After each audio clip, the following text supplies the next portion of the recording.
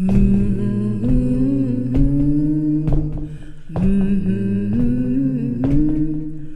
they closed down the mill and they closed down the mine. They said you can't work but pay your taxes on time. Got 3 little babies gonna starve to death or freeze. We started making white lightning, it was Grandpa's recipe. Run, rebel, run, run to no avail. Run, rebel, run to the Scott County Jail.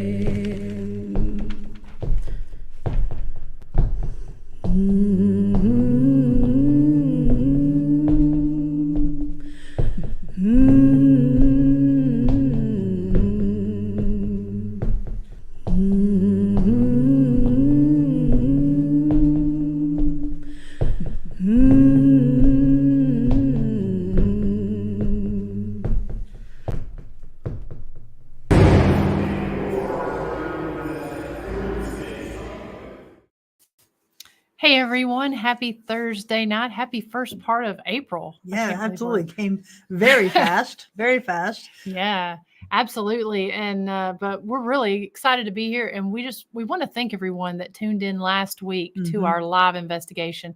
We'll talk a little bit more about that here in a few minutes, but that was really cool to be able to do that, and I can't wait to do that again. Yeah, it was a lot of fun. So I'm glad you were here to do that. And I was in Virginia, so wrapped up a really fun trip there with some family. But glad to be back here at the historic Scott County Jail. We've had a lot going on here to start the month of April. We actually had 3 escape rooms today. We want to thank Landmark Academy for letting their teenagers come and do the escape room today. We actually had 3 groups that were trying to vie for the best time to get out of the escape room game. Unfortunately, none of the teams made it out, but 2 of them came very close. It was right down to the last puzzle on both of the teams there. So they had a great time. And again, thank you to Landmark Christian Academy for thinking about us for their team building event. Yeah, they're still up there now, and so you can send food and bail donation money to the jail there to get them out.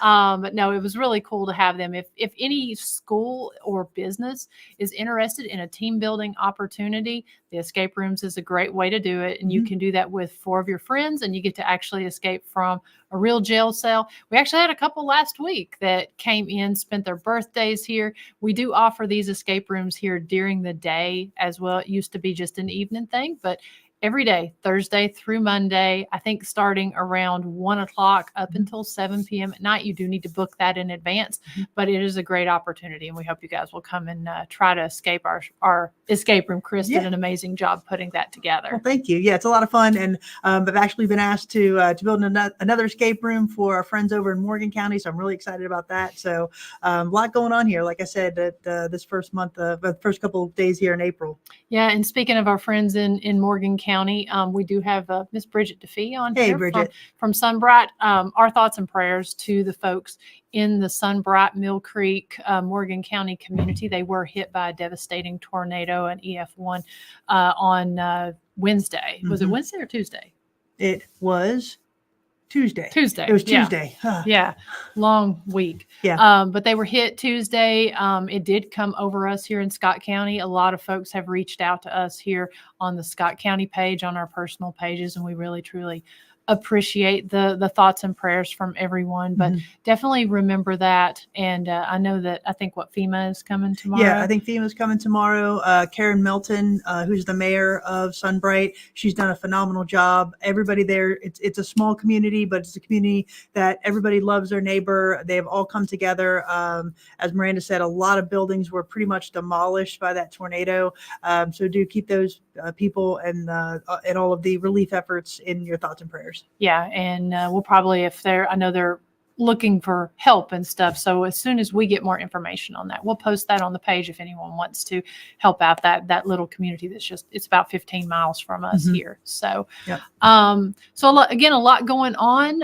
Just want to make sure to mention, guys, make sure you mark your calendars that we've got the blessing of the bikes that's going to be coming up pretty quick here. It's going to be taking place on Saturday, April 13th, taking place here at the historic Scott County Jail. And it's a roll through bike blessing from 9 a.m. to 1 p.m. So you don't have to stop your ride. You don't have to delay it. You just include us in your ride and come here anywhere between the hours of 9 and 1, roll your bike through the tent and get your personal bike blessing with the Christian Motorcyclist Association that's out of Jacksboro. They're going to be coming doing that. Dean's Pit Stop is going to be here. We're going to have more information about all of that coming up this week here on the pages. But they're going to be coming, and they have such an amazing breakfast. Yeah. So come really out. Good. Yeah. Get blessings and get breakfast here. Biscuits and a blessing. You can't beat it. That's right. So you can find more information about that on our page and on Facebook, and then also on the website itself. And all right. So quickly, we want to talk about last week? Yeah. So like we said, we had a really cool live last week. Miranda was here. I was manning the computer from Virginia. So she was here in the jail completely by herself. And a lot of interesting things happened. As you know, this is a very active jail here in Huntsville. But one of the things that was actually kind of neat was she was upstairs on the second floor, and she had just put out the tripwire. She was getting set and getting in position there to ask some questions and do an EVP session. And as I was watching, I saw something run in front of her. She was stationary. She did not move. There was nothing in her line of sight that could have caused this. So we're going to highlight that very quickly here. It was a really cool capture. And it just kind of another example of some of the stuff that we see here pretty much on a daily basis here at the jail. Yeah, and this was just random, just before 8 o'clock, just before the live was supposed to end. So yep. So you'll see it go in front of her, and then you'll hear me say, did something just go in front of you? It's pretty interesting. And we will actually re-release this tomorrow as an actual clipped video on YouTube and Facebook, so that you guys can go in and see it and watch it however many times you want. So let me get this pulled up here. Now, nobody judge me by my humming. Okay, now, if you guys want me to hum your song, you're going to have to step back from the K2 meter or step back from the lights over there. Whoa. Did something just walk in front of you? I don't know. Did anybody else see that? It looked like a shadow walk real right quick, in front of her. You can see it again, but as she's saying, nobody judge me by my Okay, we're going to humming. have to go back and look at that. You Okay, see now, almost like a if you guys head and want me shoulders just walk to right past hum her. your song, you're going to have to step back from the K2 meter or step back from the lights Right over there. Whoa. Did something just walk in front of you? I don't know. Did anybody else see that? It looked like a shadow walked right in front of her. So we're kind of interested by this. As Miranda said, we're going to clip this, run it through as a slow-mo so you can really kind of see. And we're going to try to highlight the figure that walks through. But it's something that, like I said, is very common here. We see it all of the time, first, second, and third floor. It's just one of those things that we've gotten accustomed to. So to be able to capture it on camera was actually pretty neat. Yeah. So, and what's really cool about that is we had a lot of other people watching, and they were able to validate that they saw it live in real time. So, so yeah, really excited about we're excited that. about that. Plus, we've got another little clip that was captured. It was like on a random 4 o'clock on a Monday from our elevator area. So we'll be releasing some clips here, hopefully over the next week. We were going to do it this past week, but with April Fool's Day and then the tornadoes and all that stuff coming through, we just didn't want to do that in that moment. So yep, absolutely. right. But we are getting back to having some really great guests here on our show tonight. And tonight is no exception. We're very excited about the two people that'll be joining us tonight. Yeah, we're back to our normal series that we've been doing where we've been talking about different jails from all around the country. And tonight is one that you're definitely going to want to take notes on, because there's a lot of dates and a lot of information about this place. There's so much history and stories that come from these locations. So if you will, please help me in welcome Mr. Darrell, Paulette, and Dee Dee from the Appomattox Historical Society. Hey, Miranda. Hey, Chris. Hello. How y'all doing? Fantastic. How are you doing tonight? Can't complain. We're really excited to talk to you about these great locations that you have and that you're associated with. All right, great. Well, I guess if you want, I'll start off. It's bear with me. It's a lot of dates, so I'm gonna go back. Sure. No, listen, the history is what we're excited about. So, first of all, why don't you just kind of introduce yourself? You and Dee Dee, kind of tell us a little bit about who you are and your affiliation with what we're talking about tonight. Okay. Like I say, I'm Darrell, and I'm with Bedford Paranormal, and also I'm going to throw a little plug out here too. Also with Clover Hill Village. That's a new place that anybody that wants to do any private group investigations here in Virginia, Appomattox. So just like I say, give us a call, and if you're interested in setting up a date, then we'll definitely try to help you out. Mm-hmm. And of course, this lady here, Dee Dee, she's in charge of all this. So, but some people say that. Yeah, my name is Dee Dee Davis, and I'm a member of the Appomattox County Historical Society, and we do have two locations. We have Clover Hill Village, and we have the last county jail, correct? Yes. In Appomattox as a museum. That we have a lot of artifacts in that we think is part of the reason we have activity there. Oh, fun. We've got some neat stuff that was given to us and was left over from when the jail was open. So we've got some neat stuff. So how long have you been affiliated with the Historical Society? Oh, gosh. Probably a good 15 years now. Oh, wow. Okay, great. Okay. Yeah. It's probably longer than that, but I can't remember. Well, it's one of those things where time, it just kind of keeps marching on, doesn't it? Yeah. Because it seems like yesterday we were opening the jail here, but you look back on it, it's like, wow, we've actually been doing this for a few years now. Almost 3. Yeah. And Wow. so just in case folks haven't heard of Appomattox, tell us a little bit about just the area itself. Well, like most people, if they remember anything in history, Appomattox is, pretty much well known for the end of the Civil War in April of 1865. That's where Lee surrendered to Grant. So that's what that's what we're remembered by. But we're pretty much Central Virginia, and of course it's just a great place to lived around your whole life and raise your kids and stuff. So it's always no matter where you go, there's always it's in a good location where you can find all kinds of history. So fantastic. But as far as the jails, and that's what we what's going to talk about tonight, I had to go back a little bit further, give you a little history about Appomattox itself. Originally, it wasn't Appomattox. It was Clover Hill is what it was, what the national park is sitting. And of course, that's Appomattox now, but it was Clover Hill.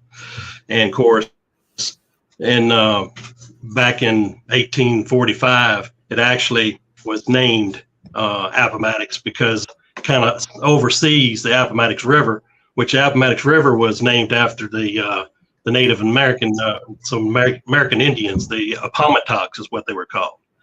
So that's how Appomattox become Appomattox as far as the name. But and then of course, as far as we've had 3 jails, and of course right now we've still got one that's in operation. But the first jail of Appomattox was back in 1845. It was a log structure, and so that they had that for a while, and then of course in 1867 it actually burned down. Mm-hmm. And of course they were already in the process of building another jail back in 1860. So and of course 1870 the second jail was actually finished. Okay. So there was a little, the railroad had come through right where Appomattox is now, the original, the new town, I say. Of course, the railroad was from Petersburg to Lynchburg, and that was a big part of the war, bringing supplies and stuff up. And that was just a little village and not a whole lot going on. And of course, it was rumored that there was a family that was headed to Nebraska. Well, they got as far as this little railroad town, little village, and they pretty much as far as they got. So they called it Nebraska, Virginia. So it was actually Appomattox was called Nebraska. Yep. Goodness. And I guess Identity crisis. I guess, yeah. So I guess it was probably 30 or 40 years that it was actually Nebraska. Yeah. But the original town of Appomattox, when the jail had burned down, they decided that, well, actually not the jail, but the courthouse burned down also. So instead of rebuilding the courthouse on the original property, they decided to move to where it's closer to the railroad, which is about a couple miles. So they brought the courthouse and they brought the jail, another jail, to that area, which then they called that West Appomattox. And that was West Appomattox. I guess it was about 1895, I think, is when they started building on the next jail. And of course, that jail was a working jail, which was considered a third jail. That was a working jail until May of 1981. So, Wow. but yeah, so we could have been Nebraskans, I guess, if instead of Appomattox people. But Appomattox and yeah, so which I'm glad it changed from Nebraska. But the guy that had named it Nebraska, he was the first postmaster because mail and stuff was coming off the rail. So he took the advantage of distributing, the mail. And of course, he was smart enough back then. He had a couple other businesses involved too, endeavors. Mm-hmm. So, and that's the reason why they stayed as long as they did. And so, am I telling it right so far? But yeah, we could have been Nebraska. And we still have the house in town. Yeah, there is a house, and that was, let's see, that was built. That was, where was that at? I Can't remember where that, but anyway, this house is actually still standing, and it's actually called the Nebraska House. Yeah. So, cool. And it's just, and matter of fact, I didn't even know that. And I've been here all my life. I just found that out myself, but I didn't realize about that house at least. But so let's see, anything else that I wanted to, as far as any tidbits that might be interesting that right off. But I think that was probably about the biggest thing as far as I got you up to date as far as the third jail. Mm-hmm. Do you want to take a stab at what's as far as the third jail, some of the history about that? I actually had to go to the courthouse when I first joined the society because nobody knew a lot of the history. Okay. And that was a very time-consuming project that I didn't have a whole lot of time for, but I did find out certain things. I can't remember the man's name. I'm terrible with names right now. But him and his wife actually ran the jail. She, there was a full kitchen in there. She cooked all the meals for all the prisoners, and she would sew clothes for them. I mean, it was like a house instead of a jail, but they were in jail. My mind just went blank. They would actually build caskets Yes. for the prisoners and everything. Yes. So Oh, wow. if they ever had a death or anything like that, I mean, the caskets was already there. So, but that was something that I couldn't really find out any information as far as I know. As old as the jail is, 1895 to 1981, it had to be some kind of a death. But as far as any type of record, they just didn't. It's hard to find. They didn't keep them like we do now. Sometimes it is. I mean, that's kind Yeah. of how what we had to do here at the jail. And, depending on the sheriff or the jailer at the time, it was tough because some were great at keeping records and others would just make a little notation. This inmate came in on this date and left on this date, and that's all we can find. Mhm. It is tough. Yeah, and then Yeah. courthouse fires. Yeah, 'Cause it seems courthouse like every fires, yeah. town Oh, yeah. has a courthouse exactly. fire. I You think know? that's what a lot of fires went to was, Yeah. different fires that happened. Mhm. The one cool thing that we do have, and I brag on it, probably shouldn't, is we do have part of a skull. And Oh, it wow. was a prisoner that was there, and the doctor at the time had his family sign off on paper so he could do the autopsy, and he wanted to investigate his brain and see what made him be the way he was. But Wow. the Wow. part of the skull is still in the jail. They kept it. Huh. Okay, that's neat. Yes. Now, Yeah. are there any records on as far as the testing that the doctor did on his brain? Not that we can find. And like I said, Bummer. I gave up looking years ago. When I retire, maybe I'll have more time. But I've never, I've counted on a lot of stories for some of it too. And nobody really knew except for that, and that they took him down to the river, the Appomattox River, and they hanged him. And then they brought him back. And the doctor did his investigating. So So And it was a. I feel was like it- that's probably, well, I'm sorry, Chris, go no, ahead. No, go ahead. No, go ahead. The skull is, being that's still in the jailhouse, I feel like it still might be some of our activity, maybe, Mhm. because that's actually because he You know, was, I mean, a that human wasn't being that's still there. that wasn't a nice death. Yeah. No. No. So Yeah. was it sanctioned hangings? Like, was it sanctioned by the town or the community, or were these essentially like lynch mobs? Because I mean, here in the jail, we didn't have any sanctioned or capital punishment, but we had 7 lynchings from the jail.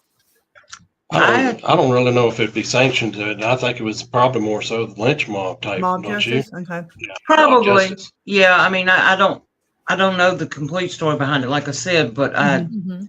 you hear this from families that had people there, and it's been passed down, so you don't know how accurate everything is. But everything I've heard ended up with the same outcome. So but nobody actually said how it came about. hmm Gotcha. So there wasn't like any gallows or anything there in that particular jail. No. No. Now they've got Dee Dee in there. They've got each room kind of, it's kind of like one room is the Civil War room, and so it's kind of broke up like that. Okay. And the Civil War room has actual relics and stuff like that, Mhm. and memorabilia and stuff like that. So it's a whole lot of stuff that it could be attached to stuff like that. Like I said, a lot of stuff was left in the jail when they just did away with it, and but other stuff has been donated to us by families that may have had somebody in the jail, and they Okay. donated back to it. And we've got, I mean, the walls and everything are covered with stuff that it's got some kind of meaning Yeah. to the jail. So after it closed in 1981, did it just sit vacant for a while, or was it used for something else before you opened the museum, or did it go right to museum? I think it just sat for maybe a couple years, and then Darrell's got. Well, and actually, in August of '81, the county board of supervisors turned part of the jail over to Appomattox County Historical Society, Yeah. and they used that part as a small museum. And so it was. It didn't sit vacant all that long, at least not part of it. Yeah, So, and but and of course now being they got the whole yeah, jail got itself, the whole jail. Yeah. it's a whole lot more stuff that's involved as far as what's in it. Well, and Bob Burnell, he asked, I wanted to make sure to put this on here. He says he's from the north, and he said, can we kind of describe the difference between a lynching and a sanctioned hanging? And at least down here, we know that there was at least one sanctioned hanging, and but basically that would be where they would be sentenced to. Yeah. to execution. And the lynching, that would be ours. They came in through a lynch mob. So we had different mobs of people who would mask up, come into the jail, overtake the jailer and their family, and then take their inmate out to different parts on the property and hang them up, and in some instances shoot them, that sort of thing. Yeah. So it was actually a capital punishment sentence handed down by the court. So that's sanctioned. Yeah. And that's the reason why I think it was more along the lines of a lynch mob, because they actually took him to the river. Yeah. So being that they had taken him, 2-3 miles, and made an effort to take him that far, it was more likely it was just a lynch mob that lynched him. So is the jail? No, don't worry, we have a cat. So she just happens to be being very good today. So currently the jail owned by a nonprofit, the museum owned by a nonprofit? Who actually controls it? We do, the Historical Society, but it's still in the county. It's kind of hard to explain. But we have full use of it, and we can do whatever we want. It's just nice. still on county property. Understood. But yeah. And Becky, I just saw your comment. I was looking for the picture of the Nebraska house on here, but I'm not seeing a message that's come through on that. So, so just let me know. I was just letting you know it hadn't come through. Like, we'll go back to one of the, as far as some of the stuff that's in there. The United Daughters of the Confederacy, they had, it was still a quilt. Is that still in there? No. They took that out? They took that one. Okay, they took that and left. Okay, so that was one of the things that was in there. But stuff like that, dresses from that's from that era, and clothing and stuff. I can't even name. There's so much stuff that was given or donated. Yeah. So that's awesome. Yeah. So is there any? Yeah, I just saw the tail go by. So with all of the items that are in there, do you feel that there's activity that you guys have picked up on or that guests have experienced there? Yeah, definitely. Because that one night y'all were there, we caught a bunch of stuff. And like you said, somebody got scratched that night. And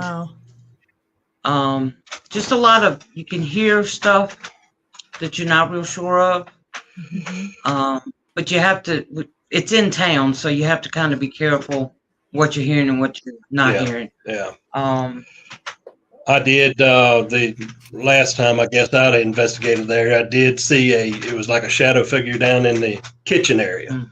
Of course, that's actually down there near the, what they call the Indian room too. So, which it had a whole lot of Indian relics and stuff, that from around the area, arrowheads and, a bunch of stuff like that. So, whether it was somebody that was actually worked in the kitchen or one of the Indians, it might have been. So it's hard to say. It's just a vast variety of stuff that you could actually, that and maybe even prisoners, because one time we had, I was up in one of the jail cells and it sounded like one of the doors shut, and them doors probably had to shut. They take a lot to shut, so they're heavy. So, and it didn't see which one, if any of them had shut, but it sounded like it.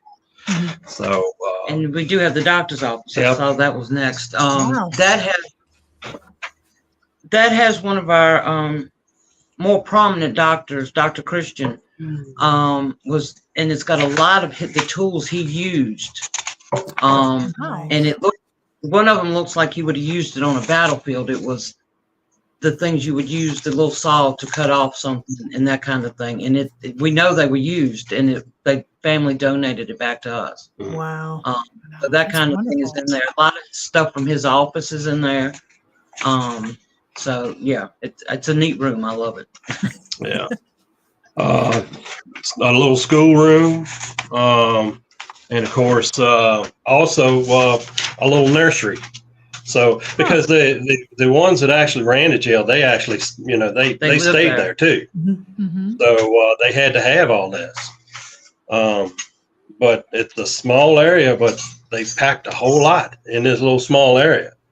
It's not very big jail. It's kind of mind blowing that once you get in there, it seems like it's a whole lot bigger than just, you know, looking at it from outside. But, Now, what was the capacity, or how many inmates did that hold? 1, 2, 3, 4, 5, 6, 7, 8, 8 to 10 maybe. Yeah. Oh wow. Yeah, Okay. 8 to 10. Yeah. So it wasn't that very, you know, very big. Men and women, or just men? Just men, I believe. Okay. Okay. The only woman that was there was the sheriff's wife, Okay. and she was the one that cooked for everybody and did everything. I gotcha. Okay. Took care of them, washed their clothes, whatever needed to be done. Mm-hmm.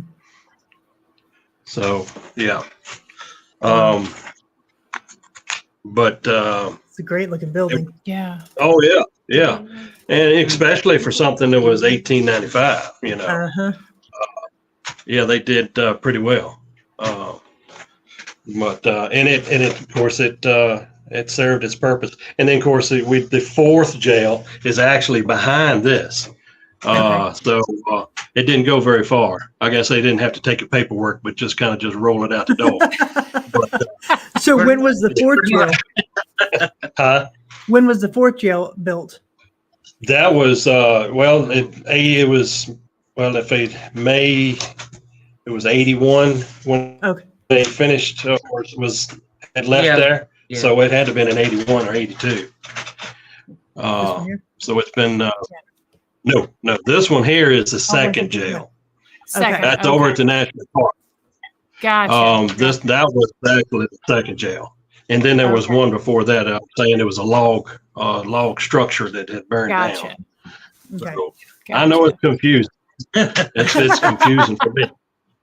I think it's just really cool that you've got multiple, because this is technically the third jail that we had here in the county.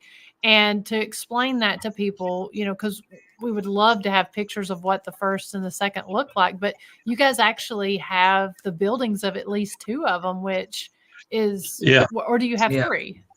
The first one is just, we got the foundation, you know, because it burned down, it's still, but you can actually, you know, see what it could have looked like because sticks or something in it. Exactly. Yeah. So, you know, and that gives you some idea what the first one looked like. But and then of course the second one, that's a good place to go. It's you know the way they built that one, and incorporated the jail and everything in the well, you can see there how they incorporated the doors and the walls and stuff like that. That's cool. And so now I love that they still had the brackets or the rings where they would chain them up. You went to this one, didn't you, Miranda? I did. These were the pictures I took when I was there. Yeah, in October. Yeah. Now see how big these rooms are? Yeah. That's they're not over at the third jail. They room. They did not care about if you had any room or not. Just to turn around was about it. That was it. But yeah, this is like a suite right here. The way a jail should be is the way the other is. That's right. So yeah, as far as the county having 4 jails, it's kind of mind blowing. But then I see we had one time. Now this is Joe Sweeney. Of course, I know probably doesn't mean anything to y'all. That exhibit's still in the jail, also, right? Didn't we? Was that one the Joe Sweeney? It might be over at the park. We never had a Joe Sweeney. That was because I was thinking it was still in the other jail. But anyway, it's the banjo. Y'all still have that over there too? I don't hold me to that. I don't remember seeing it. At one time there was a banjo maker here in Appomattox. Okay. First banjo, he made the 5-string banjo. So that's where that actually originated from here in Appomattox. And one time they had, and of course I didn't see it either, but one time they had that displayed in there too. Of course, his original one, they got it in a museum in California. Yeah. Oh, cool. But Place away. yeah, I don't know why it actually went out there, but anyway. So we've got a kind of a celebrity here in Appomattox also that was part of the had an exhibit in the jailhouse too. Of course, I didn't realize they had taken it out of that, so sorry to say they had it in there. But We're gonna check into that because I'm not sure. yeah. I see everything so much. I don't always pay attention when I'm walking through. Yeah. And do you have a lot of exhibits that change in there? We have over the years. We had one of our founding fathers of the place pass away, and his family came in and took a bunch of stuff out. Oh. And so we had to come up with stuff, and we found stuff that was stored that we didn't even know was there. It was up in one of the jail cells. And that's where we keep a bunch of stuff. So we did get some new stuff out then, but we really don't have the help to really do anything like that. But we would love to. We would love to get some more members so we can do stuff like that. Switch. So every time you come, it's not the same thing. Yeah. Yeah. So if anyone is interested in becoming a member of your historical society, is it just sort of a yearly membership process, or what? How does that work?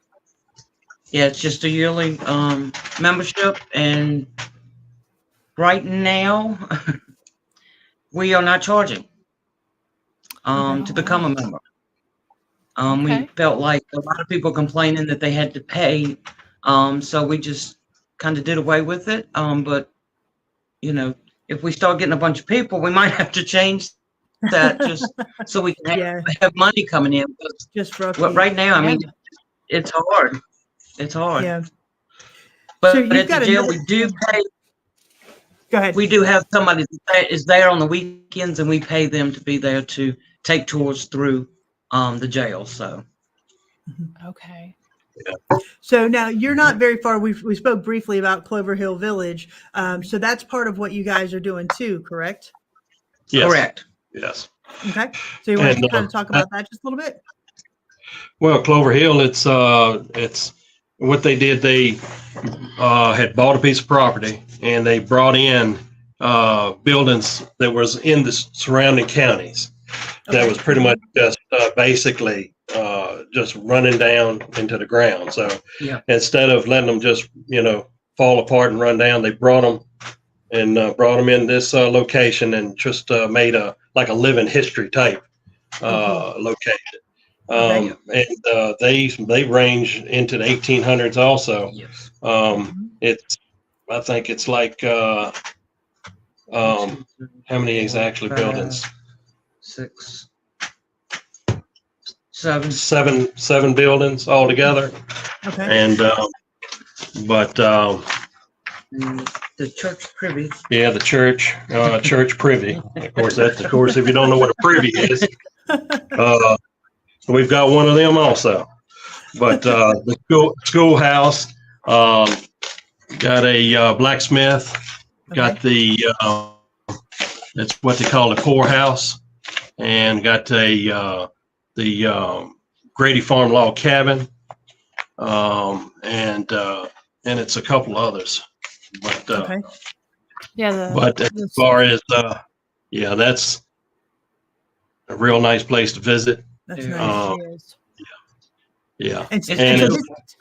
So this is something that you actually allow paranormal investigators to go into now, right? So I know Miranda was fortunate enough to investigate. And so why don't you kind of explain that a little bit? Because this is something that you just announced here recently. Yeah. I've been hogging this place for about 10 years because I'm about 2 miles from the village itself. And once you get a little sweet spot, it's kind of hard to, just kind of give it up. But being that I just hated to see the village just kind of, run down and, not being used a lot. So I come up with the help of Miranda now. I'll give credit where credit's due. Had the idea that ought to be doing paranormal investigations here. So I decided not to be hoggish and start sharing it. But we like doing the private investigations. I'd like to stay around 5, but I will stretch it out a little bit further, a few more people. But because the village is small, the buildings are small. The church is the biggest out of all the buildings. Okay. But as far as in the money, it's all goes into the village itself. It's nonprofit as far as we're not trying to make anything. It's just going back into the village. So yeah. And that's fantastic. It's just a fantastic way to make money and capitalize on that after dark tourism that's so big right now. And the fact that Miranda actually had some good investigation there, and you have some great activity there as well. I mean, that's just kind of an icing on the cake to go and visit this place. And I highly recommend it. We were there during the day and then also at night, and it was active. I especially loved the church, and we did some really cool things in the school, but the church was by far my favorite. We were able to do a live investigation there. I think we were live for, I think 3.5 hours, I believe. It was a while. Yeah, it was a while. Yeah. But I was just so happy. Everything that pretty much happens with me happened with you. So that was icing on my cake. So I just wanted everything to go through. And we didn't really know all about the stuff that had happened with you, which was really cool. No. And we were able to go in and then got to have a conversation with Dee Dee the next day and hear about, her experiences and also share what we got. And so, I just can't say enough good things about Clover Hill. And then, of course, I wanted to separate the two. Of course, when you go into the Facebook page, it's actually the Clover Hill Village. Yes. Because just strictly Clover Hill Village is more along as far as, take, for instance, Dee Dee and them, they have a wedding coming up in the church. So we'll have other activities, Easter egg hunts. The kids just got through doing that. Yep. So I didn't want to bleed over some people just as far as paranormal and people that's not interested in the paranormal. So I didn't want to hurt it as and just kind of us kind of keep it separate. So and that's what we did with our partnership with Historic Rugby Village. They've been a historic village incorporated and historical restoration of the village since the 70s. And so they already have their audience that comes in during the day and does all kinds of different things from hiking to touring the village.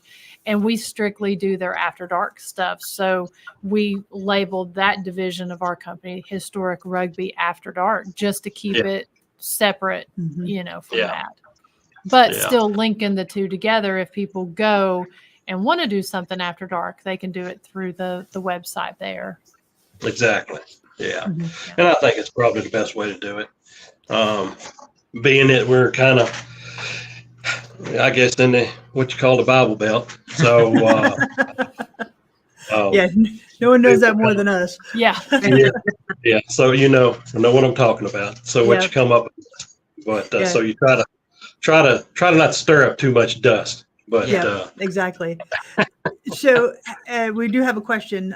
Bob asks, so they use the river to transport the buildings? No, they as far as we, of course, they just brought them in on trucks and stuff like that, modern day stuff. As far as the village wasn't even there. I guess it was at 91 is when the village started. So that's when we started bringing stuff in. Yeah. But the Appomattox River is right there. And a little thing about the Appomattox River, a little trivia. Right there on the backside of the park, the Appomattox River comes up out of the ground. So that Appomattox River actually comes out of the ground in a field. Now, it's got a couple of small streams, but the main part of the river, it comes up out of the ground. Oh, wow. And then, of course, by the time closer you get to the ocean, around Hopewell area in Virginia, it's actually almost probably about a mile wide. Oh, wow. So, in places. So actually where they bring up ships and barges up, into the river. So it's amazing if you really sit there and think about it, where it comes up out of the ground. And then, of course, you're able to, bring stuff up, supplies and stuff. And that's what the Indians did. Incredible. Right? Indians, because they were actually down from that area, but they would use the river for trade and hunting. So, that's how, the Appomattox Indians actually come up this far. Well, they come up as far as the hole in the ground. That's about as far as they could run the river. So that's how we, had to, tribe up here. They hunted and stuff like that. And of course, then they took back, down to where they actually was originated from. So, and that's how they ran the river. And that's how a whole lot of trade, but it's amazing. You just don't think about where actual river actually starts. Yeah. Right. Until they actually know where one, and I can take you right to it just about where it comes out of the ground. That's so cool. So, That's wild. Yeah, but it just dawned on me. It was out talking about the Appomattox River. I threw that in there. So Hey, listen, we like all starting to ramble on now. we like the trivia and the history for sure. I actually remember the day they moved the church. I was working at Wilburn's. Yeah. And we're going, what is going on? The power company was coming up, taking down lines and stuff so they could come through. Mhm. And we watched the whole process as they went by, and then they were right behind them putting it back up. Yeah. And I wasn't a part of the society. I didn't know what it was. Just, we knew it was an old church being moved, and we couldn't figure out what was going on. And we watched it go right past the store, and I'm like, okay. Yeah. And I know I've told Miranda this story, but the church, I had a connection with that because I actually played in that when I was a kid. My cousins and I guess we terrorized the church when it was abandoned, So I don't know. I guess it likes me, but because it's a whole lot of activity. But because I feel like each place you go, it actually remembers you. So it ought to remember me. But so I had a connection with that building. And that's probably why it's so close and to my heart, trying to keep this place going. Yeah. So, and some of the other village buildings, I didn't realize I lived as close as I did where they actually came from. You just, I don't know, you just don't pay attention to them or what, but I'm glad that people decide to save them. Yeah, So, absolutely. Just, So if somebody wanted to do a paranormal investigation there at Clover Hill Village, so what's the process? They just get in touch with you? What, they get it for a few hours, 6 hours? What's the deal? You can actually go on Facebook and leave a message or call me. My number's on there, 434-238-0662. Okay.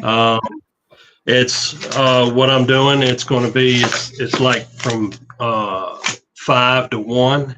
Oh, and of course, nice. the times, I'm going to kind of fluctuate because, the summer, I mean, it gets dark around here. It's like 9 o'clock. 9 o'clock. I try, yeah. So, but that's why I figured that, I give a little extra time for that because right now it's just $50 a head. We're just trying to start off real easy. Get people involved, get people to get the word out there. So I'm not, we're just, I just figured I'd just start off with an easy number. Yep. So, but that's about it. I'll give you a tour of the campground, the building. And once that's over with, I'll turn you loose. And you can hunt as far as any of the buildings you want, as long as you want. So, but I do have a waiver and rules that of course, you need to sign before you hunt. Very cool. And that's part of it. You don't do that, you don't hunt. But that's the only stipulation that I really have. And enjoy yourself. And I'm not going to divulge anything that happens to me. But I do want to know what happens, when they get done. Of course. Yep. And I just love the fact that this is another location that is taking advantage of what paranormal tourism can offer. So kudos to y'all for having the open mind to do this, to allow investigators to come in, to actually use this for preservation. Because as you said, all of this money is going back into preserving these buildings. So that's a great testament to what you and your team is doing there. Exactly. Yes. Yeah, that's the main thing is keeping that place going. And of course, the only stipulation that I had is that I got to hunt still. So anytime, that's That the is only the thing. biggest benefit, right, Darrell? That's right. That is the one. And I get to come when I can. That's Oh right. yeah, we'll bring Dee Dee along. But that was the only thing that I would ask is, I'll be glad to do it, but I just need to be able to hunt. Yeah. Well, So, we look forward to hearing about the future hunts that are taking place and seeing what people capture and really seeing how this After Dark program grows for you guys. Yeah. yeah. And like I said earlier, get a few underneath my belt. I'll probably might throw the jail in there. Make it a 2-night package. Okay. So that way you'd hunt the village tonight, we stay tomorrow, and then we'll hunt the jail. Hunt the jail. Yeah. So that hopefully, it'll be a bonus. And that'd So, be great. Yeah. Two different locations in the same town. So that's a pretty good deal. Yeah, So- absolutely. So if anybody is a paranormal investigator, you're looking for an interesting place to investigate in Virginia, please reach out to the Clover Hill Village and Darrell and Dee Dee, and they'll tell you all that you need to know. But this is a really interesting place. Yeah, and definitely go and follow their page. We've been throwing it up there on the thing. I also put the link in the comments there. Becky put it over there. We put it up on the screen. So that way you guys can go and you can follow as they put new updates and different things out there. So, yeah, I mean, I love seeing how these jails have new life and these locations have new lives to them, even if they're not currently being investigated, but how they're operated, and just what you folks are doing with them. So thank you for your passion with that. No problem. No problem about that. Yeah, glad to do it. Yeah. But and I hope people can get to enjoy it too, other than ourselves. Yeah. Yes. Absolutely. Yeah. Yes. Absolutely. Yeah. All right. Well, we really appreciate you guys taking the time to come on tonight and share about Appomattox as well as the jail and then also Clover Hill Village. We really appreciate your time. Yeah, thank you both. We really Thank appreciate you. it. Yeah. Thank you for having us. And we thank everyone over in the comments section. I'm just kind of looking through to make sure the schedule for next week. But we will get with you guys here right after we get off. But thank you all so much for coming on, guys. Thank you. All right. Thank you. All right. Yeah, that was fantastic. Yeah. Again, thank you both for coming on. And the fact that, like I said, that they're using After Dark tourism to help preserve these locations and these buildings. Clover Hill Village, it's new on the scene. So if you're in the Virginia area, or if you're going to be in the Virginia area investigating another place, check out the Clover Hill Village on Facebook. And just follow their page, go and investigate. It's a great deal to investigate a very active village. And then, as Darrell said, hopefully here in the future, he'll be adding that jail as well. So just keep following and seeing what they're doing. And new locations. Yeah. Who doesn't love investigating new locations and helping to sort of write the notes of what people are capturing and helping to sort of develop that whole program. Yep. So I'm looking here at the calendar. Looks like we do not have a show for the next 2 weeks. Yeah, that's right. Yeah, Because next week is. Yeah, we're actually going to listen to a serial killer lecture. Yeah, lecture on serial killers. Yeah, at the Bijou Theater in Knoxville, which, I mean. Is it weird that we're excited about that? I don't know. I mean, I've been looking forward to this for months. So sorry, y'all. We're going to be leaving y'all to go listen to talk on serial in killers. A haunted and historic location. I know. The Bijou is actually a very active location. So it's going to be cool to be surrounded by that history and all that. So that's going to be going on next week. So there will be no show that week. We don't have anything on the schedule for the next week because we are involved with some filming stuff that's going on. We might be able to go. Yeah, we'll keep you posted. Just watch our Facebook page. We may be able to go live from the location. So just keep following that. But our next scheduled guest, as you said, is the 25th, correct? Yes, and, Yep, the 25th. and that's Blaine with the Old Jail Museum, and that one is in Jim Thorpe, Pennsylvania. So we'll be Yes. talking to them. I'm very excited about that.